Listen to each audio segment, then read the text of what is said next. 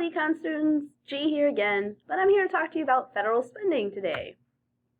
So how does the federal government spend its income? Well, the federal government divides up its spending into two categories. You have mandatory and discretionary spending.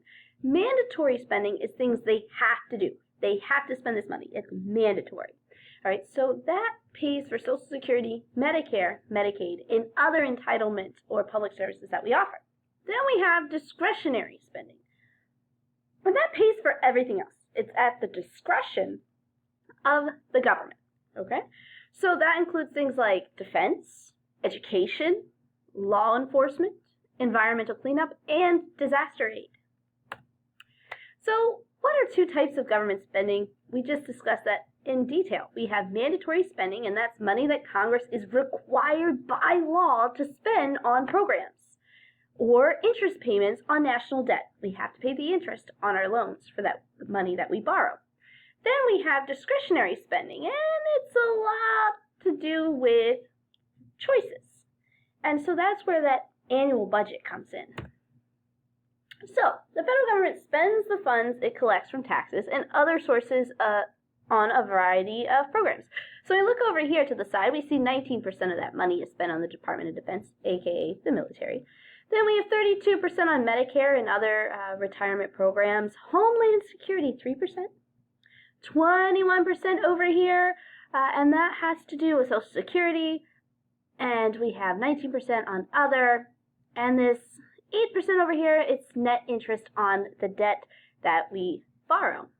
So what's an entitlement program? Well, most of the mandatory spending items are for entitlement programs, which funds social welfare programs. And the federal government guarantees assistance for all people who qualify for these programs, generally under the poverty line for many of them. But entitlements are largely unchanging part of the government spending, and Congress can only change the eligibility requirements or reduce benefits if there's a change in law. So if the law doesn't change, they can't change the spending.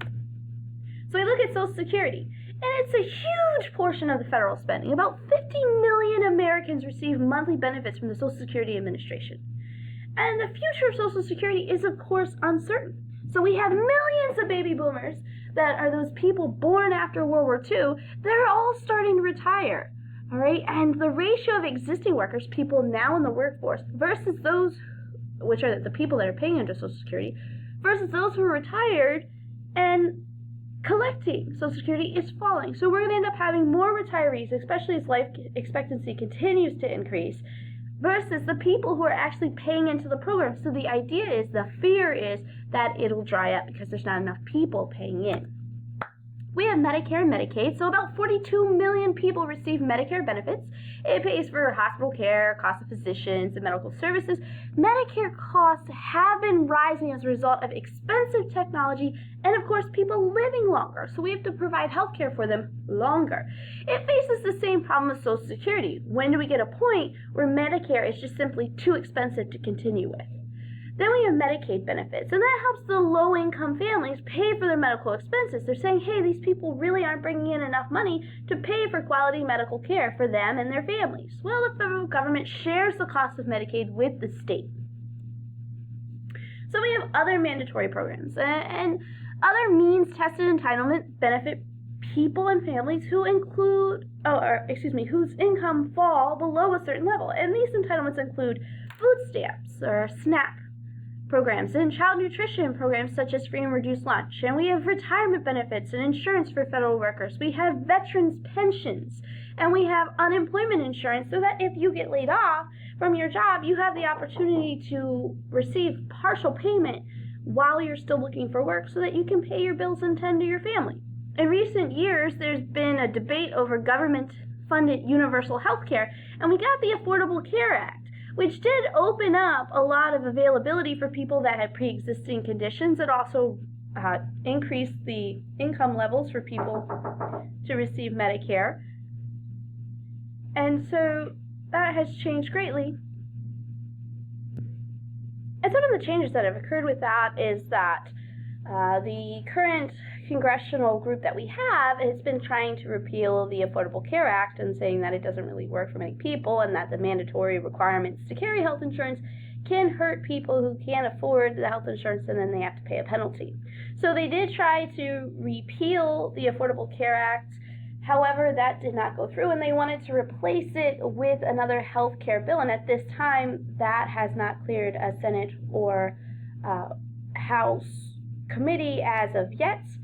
Also, the repeal to lift the penalty for not having insurance has not been able to pass in either location at this time. So, to be continued on that debate. So we have discretionary funding, and we need to look at defense. And defense spending accounts for about half of the government's discretionary spending. The Department of Defense uses this money to pay salaries of the enlisted men and women, as well as its civilian employees. This money also buys weapons, missiles, ships, tanks, airplanes, and all the equipment that you need when you're deploying your troops to another country, fighting a war, or even just setting up the protection of your country.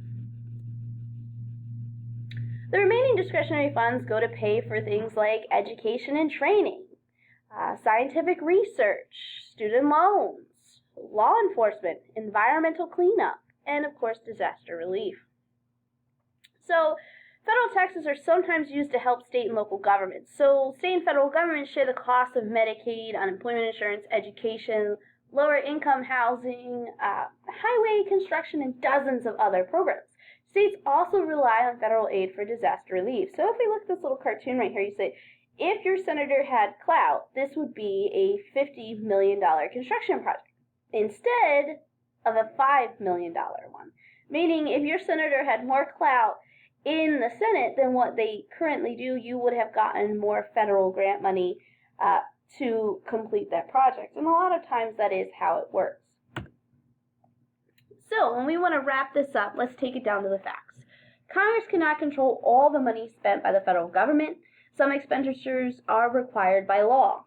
The percentage of mandatory spending has increased over the years, while the share of discretionary spending, which Congress can control, has dropped. So if we were to generalize all this in one sweeping statement, we would have, since mandatory spending takes so much of the federal budget, it is difficult for Congress to cut spending or to devote large amounts of money to new programs. That's all I have for you today on federal spending.